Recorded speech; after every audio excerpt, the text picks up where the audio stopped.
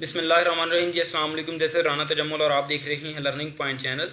ये हमारा डेटाबेस का लेक्चर है जिसमें हम एक टॉपिक को कवर करने जा रहे हैं जो कि डेटा फ्लो डायग्राम है।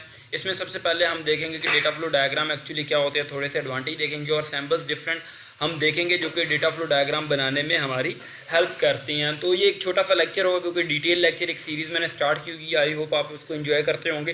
तो लेट्स स्टार्ट कि डेटा फ्लो डायग्राम क्या होता है। डेटा फ्लो डायग्राम बेसिकली एक रिप्रेजेंटेशन होती है जो कि ग्राफिकल रिप्रेजेंटेशन होती है किसी भी सिस्टम की। यहाँ पे हम बात कर रहे हैं डेटाबेस सिस्टम। अगर डेटाबेस सिस्टम को आपने ग्राफिकली रिप्रेजेंट करना है, एक सिंपल वे में रिप्रेजेंट करना है, तो आप किस तरफ मूव करते हैं, डेटा फ्लो डायग्राम की तरफ मूव करते हैं या डीएफडी की तरफ मूव करते हैं। जैसा कि यहाँ पे लिखा हुआ कि डेटा फ्लो डायग्राम हमारे पास एक सिंपल क्या है, एक टूल है डिज़ाइन करने का किसी भी डेटाबेस सिस्टम को, जिसको हम ग्राफिकली रिप्रेजेंट कर सकें और इजी टू अंडरस्टैंड हो। अगर यूज़र को हमने एक सिस्टम दिखाना है तो हम डीएफडी उसकी दिखा देंगे कि यहाँ से डेटा इन होगा, यहाँ पे प्रोसेस होगा, यहाँ पे स्टोर होगा, यहाँ पे उसकी आउटपुट होगी और इस तरह का आपका सिस्टम बनेगा। इतनी उसमें यानी कि यहाँ पे हमारे पास कम्प्लेक्सिटी डिटेल होती ही नहीं है। हम बहुत ऊपर वाले लेवल का एक डिज़ाइन बनाते हैं और यूज़र के साथ कम्युनिकेट करते हैं। यही इसके एडवांटेज है कि डेटा जो फ्लो डायग्राम है ये बहुत सिंपल होती है, इसमें कम्प्लेक्सिटी नहीं होती और इसमें कम्प्लेक्सिटी को हाइड किया जाता है यूज़र से, राइट।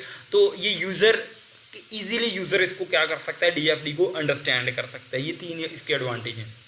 उसके बाद डिफरेंट हमारे पास जो डायग्राम्स हैं, सॉरी सैम्पल्स हैं जो कि यूज़ होती हैं डेटा फ्लो डायग्राम्स में। जैसे कि डेटा फ्लो की जो सैम्पल है ये एरो है। अगर डेटा का फ्लो हमने रिप्रेजेंट करना है तो एरो के साथ हम रिप्रेजेंट करते हैं। अगर डेटा स्टोर करवाना है हमने डेटाबेस के अंदर तो हम इस सैम्पल का यूज़ करते हैं जो कि रेक्टेंगल है और एक साइड से ओपन है, दूसरी साइड से डबल मतलब कि लाइन लगी हुई है। मतलब कि एक एंड जो डबल लाइन के साथ क्लोज है और दूसरा एंड क्या है उसका ओपन है। ये डेटा स्टोर के लिए हमारे पास सैम्पल यूज़ होती है। नेक्स्ट हमारे पास प्रोसेस की साइन है जो कि हमारे पास ओवल साइन है और हमारे पास राउंडेड रेक्टेंगल है।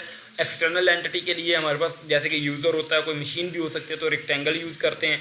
नेक्स्ट हमारे पास कलेक्टर है और सेपरेटर है। कलेक्टर हमारे पास डिफरेंट डेटा को कलेक्ट करता है और सिंगल पॉइंट पे उसको थ्रो करता है, और जो सेपरेटर है सिंगल पॉइंट पे उसको क्या करता है, सिंगल पॉइंट पे डेटा आता है और उसको सेपरेट करता है डिफरेंट फॉर्म्स में। Thank you so much for watching this video. ये डेटा फ्लो की एक छोटी सी वीडियो थी, डिटेल लेक्चर मैंने बनाया हुआ। आप मेरे चैनल को विजिट करें, वहाँ से आपको डेटाबेस मैनेजमेंट सिस्टम के बहुत ज़्यादा लेक्चर मिल जाएंगे। Thank you so much. अल्लाह हाफिज़।